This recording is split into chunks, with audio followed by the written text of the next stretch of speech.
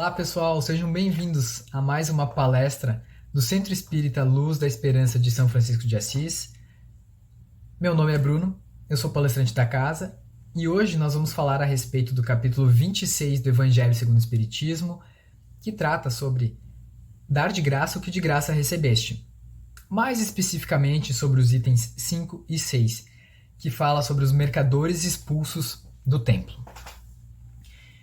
E eu acredito que esta passagem, que este trecho, ele é muito interessante também por um motivo que eu acredito que ele tem sido mal interpretado ou interpretado com alguns equívocos ao longo do tempo, talvez por não fazer uma análise mais completa de toda a situação, de tudo aquilo que acontecia. Mas vamos tentar hoje esclarecer um pouco mais o que aconteceu lá, naquele momento em que Jesus, chegando num templo de Jerusalém, ele expulsou, ele retirou alguns vendedores, como diz na passagem, que diz assim: quando Jesus chegou a Jerusalém e entrou no templo, começou a expulsar de lá os que vendiam e compravam. Virou as mesas dos cambistas e as cadeiras dos que vendiam pombos. Não permitiu que ninguém transportasse qualquer utensílio pelo templo, para a gente entender o que estava acontecendo. Primeiro de tudo, para a gente poder fazer uma interpretação e uma análise, nós precisamos entender quem é a figura central do evento, do ocorrido. A figura central é Jesus. No meio espírita, inúmeros livros, inúmeros textos, relatos, falam a respeito deste ser que reencarnou na Terra para nos auxiliar no nosso processo evolutivo. Contam os espíritos que Jesus teve que permanecer milhares de anos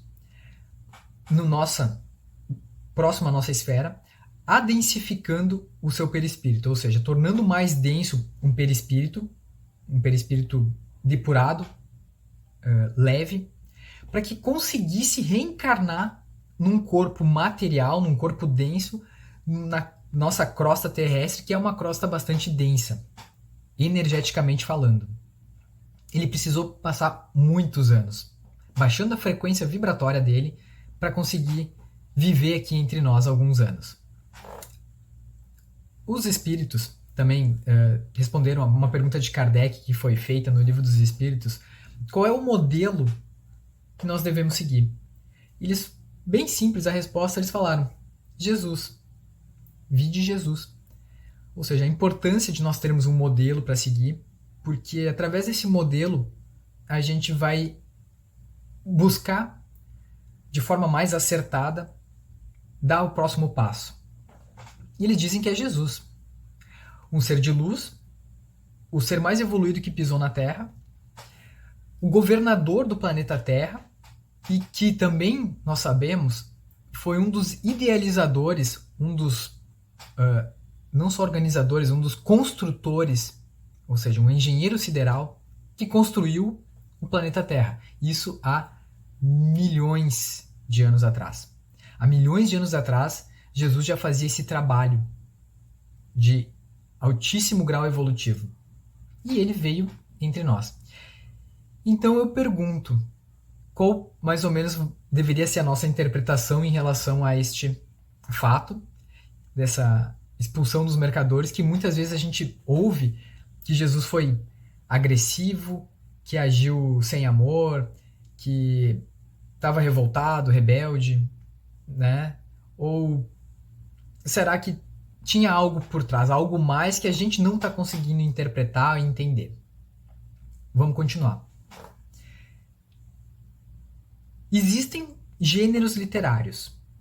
O que são gêneros literários? Gêneros literários, na verdade, são formas diferentes de escrever as coisas. Quando a gente vai ler um jornal, um artigo num jornal, a gente vai ler aquilo de uma forma, olhando atento aos fatos, ao que está acontecendo, e é uma descrição do que aconteceu do mundo real. Quando a gente vai ler um livro de ficção, a gente vai ler esse livro de uma forma diferente, sabendo que aquilo ali é uma ficção. Quando a gente vai ler uma bula de remédio, a gente vai ler a bula de remédio de uma forma diferente, porque lá na bula tá quais são os componentes básicos do remédio, os horários para tomar, o pode ter de reação adversa, e a gente vai ler de uma forma diferente. Se a gente for ler uma letra de música, nós vamos ler de forma diferente, porque a letra de música talvez a gente já leia no ritmo da música. Se a gente for ler uma fábula, né, a fábula de La Fontaine, e pegar e ver que o sapinho conversava com o gato, e a raposa estava pensativa, bolando um plano para conseguir algo. Se a gente for ler aquilo como se fosse ler um texto científico, a gente vai pensar, opa, tá algo de errado aqui, o animal não fala. O La Fontaine tá louco. Só que não é assim que a gente faz. A gente lê o texto de acordo com o gênero literário.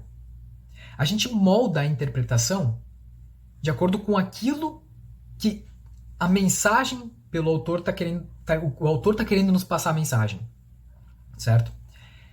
Se a gente for ver a Bíblia ela tem mais de 66 livros que foram escritos por inúmeros autores diferentes e em um espaço de tempo bastante alongado, bastante amplo. Então a gente já começa a entender que talvez ali na Bíblia existam gêneros literários diferentes, ou seja, maneiras diferentes de contar as coisas. Se a gente for ler, por exemplo, a Gênesis com um olhar mais científico, vai ficar complicado, vai ficar difícil. A cobra falante, né? O Adão, o homem expulso por Deus porque comeu a maçã, e a gente vai dizer não, vai refutar aquilo ali, vai dizer que aquilo ali é um absurdo, e vai perder, talvez, a grande mensagem, ou o essencial simbólico que está ali. Por quê? Porque quando vai ler algo, tem que adaptar, ajustar ao que o autor quer passar, à mensagem que o texto quer trazer. E não a gente escolher uma maneira de ler e tudo tem que ser científico, e aí muita coisa não vai fazer sentido. Ou tudo é simbólico e aí vai ler um texto mais científico e aquilo também vai ficar estranho, vai ficar difícil de ler. Certo? Gêneros literários. Outro ponto para a gente entender e interpretar melhor essa passagem é pensar que Jesus, um ser de elevado grau evolutivo, teve esse acontecimento e ele foi escrito por dois evangelistas, né? Mateus e Marcos. E eles escreveram isso não em loco, não no momento, na cena. Eles escreveram anos depois. Quando a gente escreve, interpreta uma situação do meio externo, na verdade a gente está fazendo com que o meio externo se molde a nossa mente. Porque a nossa mente, ela possui filtros, ela possui vieses cognitivos. Ela é como se fosse uma tela que a gente muitas vezes faz um esforço para ajustar a realidade externa para encaixar nas nossas crenças, na nossa forma de pensar, na nossa forma de ser. Então muitas vezes, ou em todas as vezes, a realidade externa não necessariamente representa a nossa realidade interna. Os evangelistas que escreveram sobre Jesus, eles não tinham o mesmo grau evolutivo de Jesus, e eles viam de uma forma. E eles interpretaram essa situação anos depois. E esse texto escrito aqui, há 2000 anos atrás, foi interpretado, é interpretado por nós aqui, muitos anos depois, que também tem um viés cognitivo, que tem um filtro, que tem uma evolução espiritual, e que, diga-se de passagem, que nós ainda somos crianças espirituais. Nós ainda precisamos aprender a amar mais. Nós somos ainda muito brutos. A gente vê muito a agressividade nas coisas, porque nós temos agressividade dentro de nós. Então, este ser que teve um ato aqui foi interpretado por aqui, e aqui o texto está sendo interpretado aqui. Quanta informação pode ter sido modificada de forma involuntária, às vezes nem de forma, dizendo de forma maldosa, mas porque nós não conseguimos entender a essência de Jesus ainda. E tá tudo bem. É o nosso processo evolutivo. Um dia nós vamos conseguir. A gente tem que continuar caminhando e buscando isso. Mas ainda não conseguimos. Por isso que a gente consegue ver, na verdade, muita maldade, talvez, ou a agressividade de Jesus ali. Mas talvez, ou provavelmente, a interpretação que nós estamos fazendo disso está sendo equivocada. Na Bíblia, tem algo que Haroldo Dutra Dias fala, que é a questão da relato de ação simbólica. E o que é o relato de ação simbólica? O relato de ação simbólica nada mais é do que uma dramatização, é uma encenação de uma profecia. É como se fosse um teatro que o profeta faz para representar algo.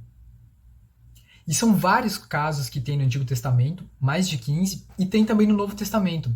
E eu escolhi um só para exemplificar, para a gente chegar e entender essa passagem de Cristo. Que é que Paulo e outras pessoas estão indo para Jerusalém. Paulo está indo para Jerusalém e no meio do caminho ele encontra com um profeta, Ágabo. O profeta Ágabo chega, se encontra com ele, desce do cavalo, olha para ele, começa a se contorcer todo, se revirar, tira o cinto, amarra as mãos, amarra os pés, se joga no chão e fica se debatendo no chão, amarrado.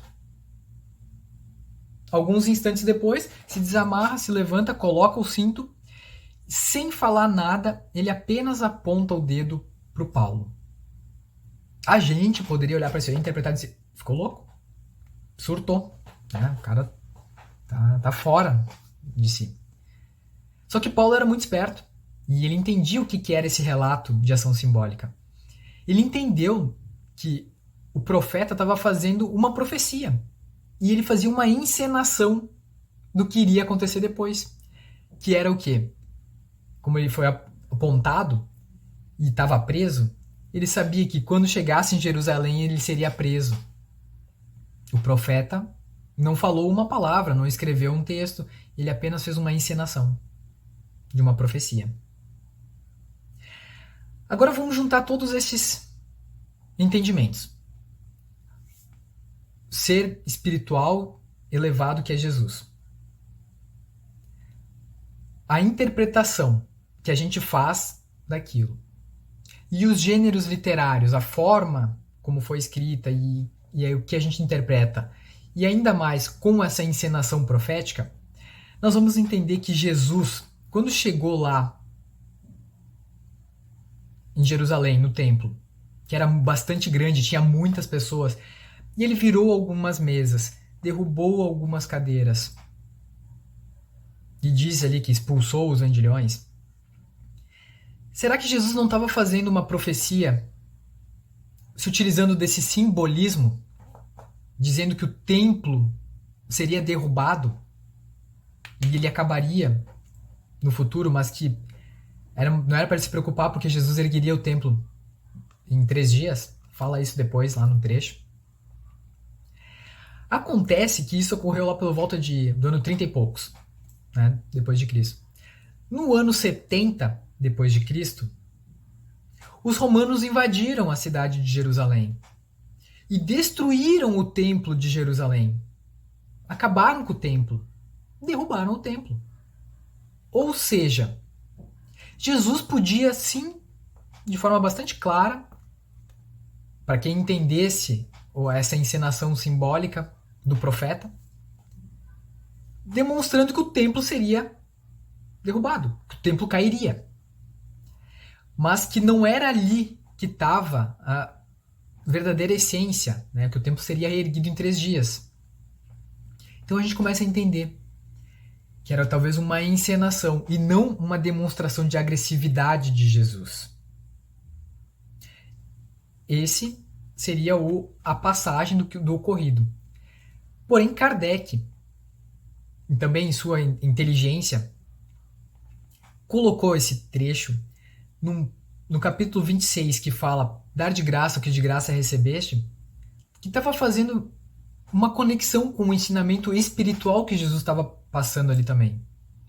Que era para que não se misturassem as coisas. Aquilo que é espiritual. Não mistura. Se o templo é um local de aprendizado, de evolução, de troca de ideias, de crescimento, não se utilizem dele para o enriquecimento, para o abuso das coisas materiais, para se aproveitar das pessoas. E é isso que a gente tem que entender, que Jesus quis dizer, que era uma encenação profética, era uma profecia que ele demonstrou fisicamente, até porque se ele só falasse, provavelmente pouquíssimos ouviriam. Demonstrando, mais pessoas viram, porque chama atenção. Imagina Jesus derrubando uma mesa, com o magnetismo todo que ele tem, quantas mil pessoas não viram aquilo? Não chamou atenção. Certo? E também dizendo que aquilo que a gente recebeu de graça da espiritualidade, que a gente não venda, que a gente não torne o templo sagrado num local de comércio. E é claro, só fazer um breve comentário e explicar que muitas vezes a casa, se ela cobra um pequeno valor de manutenção, que seja para a casa permanecer aberta, para ela continuar atendendo as pessoas. Não confundir como uma questão de enriquecimento. Certo? Então, entender dessa forma. E a casa também não deveria, não pode, cobrar pelos trabalhos espirituais, pelo passe, pelo desobsessão, por esse tipo de atendimento, por esse tipo de coisa que, na verdade, são a nossa mediunidade que veio de graça, e assim como o auxílio da equipe espiritual que não está ali para enriquecer ninguém, está ali para ajudar nós na nossa evolução. Certo? Então entender, não misturar as coisas, não confundir isso, mas entender, que é o principal dessa passagem, pelo menos esclarecer, que Jesus não agiu com desequilíbrio, com revolta ou com nada disso. Ele agiu sim com muito amor. Talvez nós não tenhamos esse amor todo para entender dessa forma, para interpretar. Mas juntando essas informações, acredito que tenha ficado mais fácil e claro o que aconteceu naquele momento, naquele dia. Certo, pessoal? Eu agradeço a todos a presença, que a paz de Deus esteja em nossos corações e as atitudes do Mestre Jesus presentes também nas nossas, no dia a dia. Que assim seja. Obrigado.